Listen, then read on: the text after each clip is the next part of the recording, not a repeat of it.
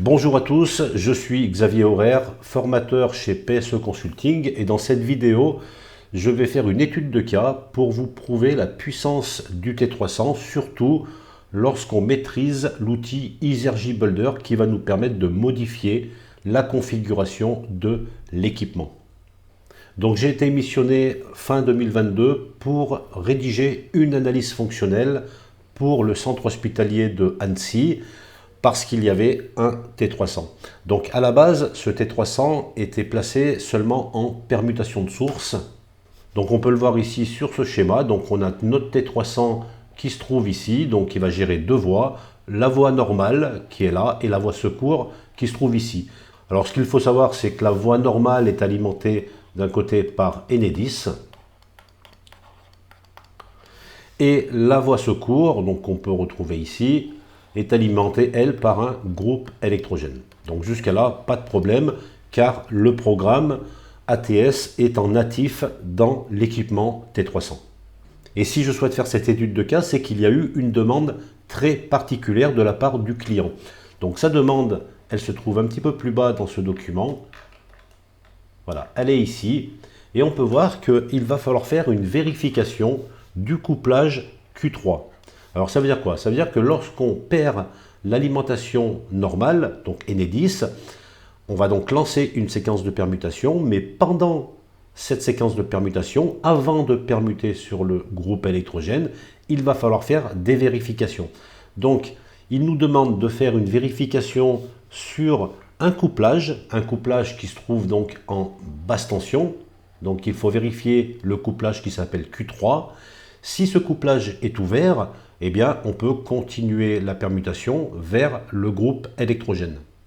Par contre, si ce couplage est fermé, on doit faire une deuxième vérification et on doit vérifier la position d'un disjoncteur basse tension forte intensité, un master pact, et vérifier la position de ce disjoncteur. Si ce disjoncteur qui s'appelle Q1 est ouvert, on peut le voir ici, dans ces cas-là, la permutation est autorisée. Par contre, si Q1 est fermé, ici, dans ces cas-là, il va falloir encore, pour le T300, déclencher ce disjoncteur. Donc on va devoir envoyer une commande depuis le T300 pour déclencher le disjoncteur Q1. Et lorsque Q1 est ouvert, on vérifie la position ouverte du disjoncteur. Dans ces cas-là, on continue la permutation.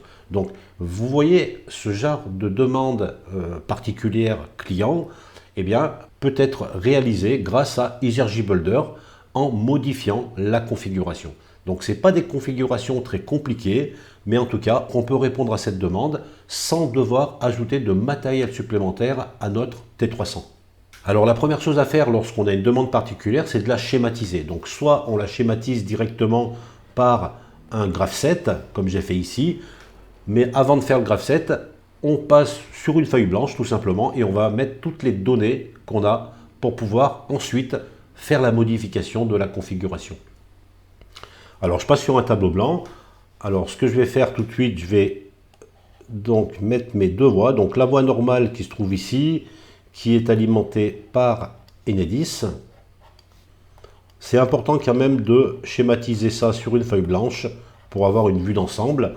On va mettre la voie 2, qui est le secours, qui, elle, est alimentée par un groupe électrogène. Voilà. Je vais mettre mon jeu de barre ici. Je schématise vraiment. Je mets un transformateur HTBT. Et là, on a l'utilisateur. Donc, je vais faire comme ça pour symboliser la basse tension. Et on va dire qu'ici, on a un couplage donc, qui s'appelle Q3. Et après ce couplage, on doit avoir, alors je ne sais pas exactement l'unifilaire, mais en tout cas, on doit avoir le disjoncteur master pack ici, qui s'appelle Q1. Donc en fonctionnement normal, je suis fermé sur la voie 1 et ouvert sur la voie 2. Donc maintenant, si on perd Enedis, donc Enedis est absent, donc là, mon T300 qui se trouve ici va lancer sa séquence de permutation. Mais cette séquence de permutation va être bloquée pendant un moment pour faire une vérification. Donc le T300 va aller vérifier plusieurs positions. Donc il va vérifier Q3, Donc on va mettre ici, si Q3 égale à 0, donc si Q3 est ouvert, dans ces cas-là, on va pouvoir permuter. Si Q3 est fermé, donc égal à 1, parce que ça va être des variables qu'on va récupérer, dans ces cas-là, il faut faire une vérif. Je vais marquer vérif 1 par exemple, et la vérif 1, ça sera de vérifier Q1. Et par rapport à cette vérification, il va y avoir deux actions possibles. Soit Q1, le disjoncteur master pact, est ouvert, donc je vais mettre égal 0, et dans ces cas-là, il y a permutation. Permute. Et si Q1 est fermé, donc ça c'est là où ça devient dangereux, et bien dans ces cas-là, il va falloir lancer une demande d'ouverture de déclenchement. Donc je vais marquer ouverture ici. Et donc on va vérifier, après cette demande d'ouverture, on va vérifier que Q1 est bien ouvert. Et s'il est ouvert, donc on va se retrouver dans ce cas-là. Dans ces cas-là, on va permuter. Voilà, on vient de schématiser cette demande. Et pour modifier cette configuration, il va me falloir plusieurs informations qui arrivent dans mon T300. Alors, la première information, ça va être Q3, qui se trouve ici. Et Q3, je vais faire revenir sa position sur, par exemple, je vais mettre la DI3 de mon HU250. Il va falloir l'information de Q1. Et ça, je vais la faire remonter sur ma DI1 du HU250. Ensuite, pour passer une commande sur Q1, je vais utiliser une sortie digitale du T300 qui va être la DO1. Et avec toutes ces informations, on va maintenant pouvoir modifier la configuration T300 pour répondre à ce besoin. Et bien voilà, j'avais vraiment envie de vous parler de cette étude de cas, car c'est quand même une demande qu'on ne voit pas tout le temps.